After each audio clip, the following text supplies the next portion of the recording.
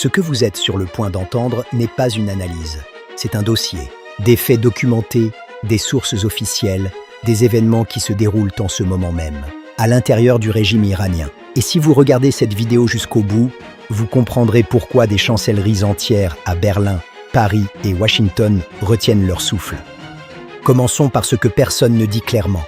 La menace iranienne ne concerne pas seulement Israël.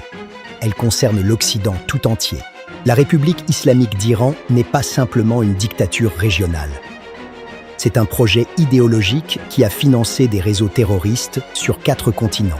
Janvier 2026. Téhéran. Réunion d'urgence à huis clos. Le Conseil central du Front réformiste s'est réuni. Ils exigent la démission du guide suprême Khamenei et le transfert du pouvoir à un conseil de transition. C'est du langage révolutionnaire. Les forces de sécurité ont émis des menaces massives. Le document a été enterré, effacé. Mais le régime se fissure.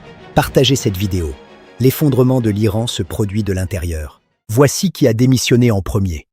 Mohammad Reza Farzaneh a quitté son poste de gouverneur de la Banque centrale iranienne, en pleine crise monétaire. Le rial s'était effondré à 1,44 million pour un seul dollar américain. Le responsable de la politique monétaire a choisi ce moment pour partir. C'est un aveu. L'aveu que l'économie ne peut pas être sauvée. Regardez maintenant qui d'autre a tenté de partir. Le vice-président Mohammad Reza Aref. Il a remis sa démission au président Pezeshkian. Pezeshkian l'a refusé. Le numéro 2 de l'État cherche une sortie de secours. C'est de la panique institutionnelle. Voici ce que le document réformiste disait réellement avant d'être censuré. Il appelait à la démission du guide suprême. Il demandait le transfert immédiat du contrôle de l'État à un organe de transition constitué de représentants civils. Pas de réforme cosmétique. Un transfert complet. Les gardiens de la Révolution ont envoyé des représentants au domicile des signataires. Vos familles, vos biens, votre liberté, tout peut disparaître. 28 décembre 2025. Les manifestations éclatent, initialement déclenchées par des revendications économiques après la chute record du rial. C'était de la colère face à des prix alimentaires insupportables et un chômage galopant chez les jeunes. Le salaire minimum équivaut désormais à 35 $. Voici ce qui s'est passé le 8 janvier et qui a tout changé. Le gouvernement a déclenché une répression d'une brutalité sans précédent. Entre 30 000 et 36 500 manifestants auraient été tués au cours des journées des 8 et 9 janvier. 30 000 morts. En seulement 48 heures. Ce chiffre n'a pas d'équivalent dans l'histoire moderne des répressions de masse depuis les massacres de la Seconde Guerre mondiale.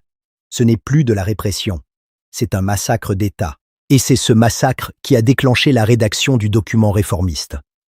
Des responsables qui avaient bâti leur carrière dans le système ont regardé l'IRGC abattre 30 000 personnes. Des sources proches du Conseil suprême de sécurité rapportent que l'ordre de tirer a été donné directement par Khamenei lui-même. Pas des unités incontrôlées. Un ordre direct du guide suprême. L'ordre était clair. Réprimer, tirer, tuer. Après cet ordre, les réformistes ont rédigé leur acte de destitution. Ce n'est plus de l'opposition.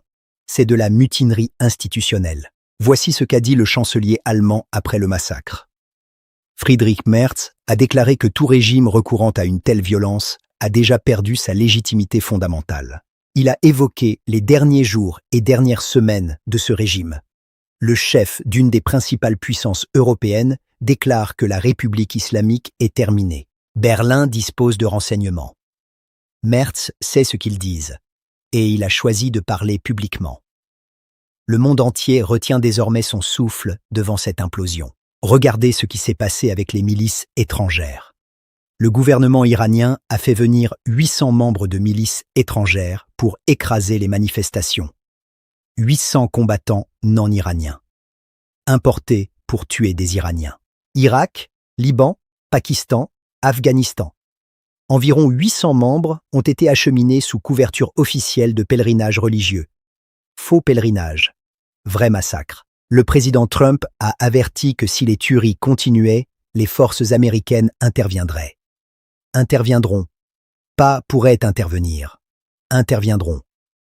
C'est la réaction la plus rapide d'un président américain depuis 45 ans. 2 porte-avions sont positionnés au large. Et les leaders réformistes à l'intérieur de l'Iran le savent.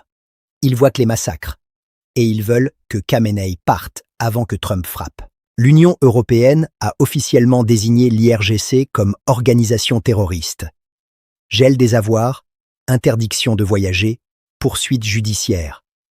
L'Europe vient de déclarer que l'armée d'élite est une organisation criminelle. Le 11 février, Pezeshkian a présenté des excuses publiques à la nation.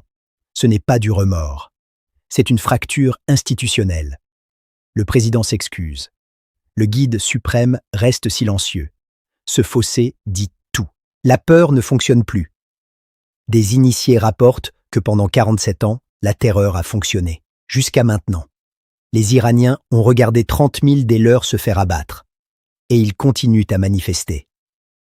La peur s'est brisée. Les employés du marché central des fruits et légumes ont cessé le travail.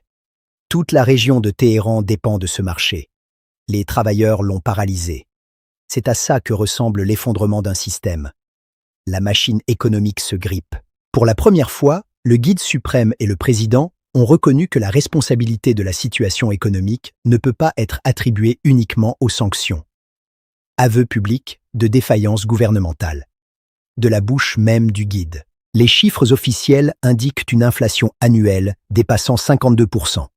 Le budget de Pezeshkian augmentait les dépenses sécuritaires de 150% tout en offrant des miettes pour les salaires. Sécurité, plus 150%. Pouvoir d'achat, 30%. L'Hudson Institute conclut que 2026 est l'année où le régime entre dans sa phase la plus faible depuis sa fondation.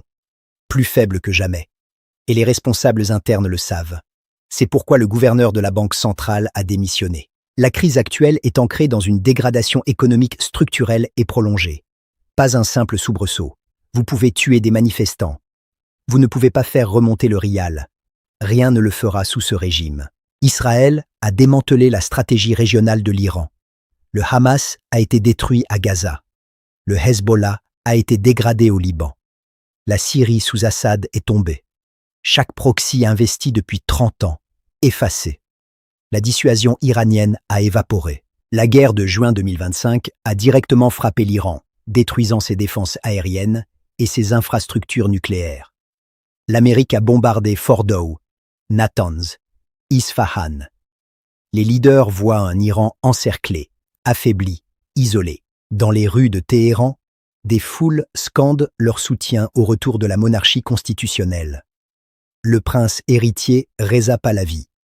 Une restauration monarchique. 47 ans après la révolution islamique. Il voit mal l'alternative. Pahlavi a déclaré le 14 février Journée mondiale d'action. Plus de 250 000 personnes à Munich. Toronto et Los Angeles, 350 000 chacune. 1 million d'Iraniens de la diaspora réclamant un changement de régime. Et les réformistes entendent ces chants. En septembre 2025, la procédure de rétablissement automatique des sanctions a été déclenchée. Exportation pétrolière bloquée. L'Iran est étranglé. Pas de vente de pétrole à grande échelle. Et les leaders réformistes ne voient aucune sortie de crise. Ils ont offert à Khamenei une sortie négociée. Démission, transfert de pouvoir, pour éviter les bombes américaines. Les forces de sécurité ont enterré le document. Mais la logique reste intacte. Des officiers internes veulent qu'il parte. La République islamique implose de l'intérieur. Abonnez-vous. Partagez cette vidéo. Parce que ce qui se passe à Téhéran en ce moment va redessiner la carte géopolitique pour les 50 prochaines années.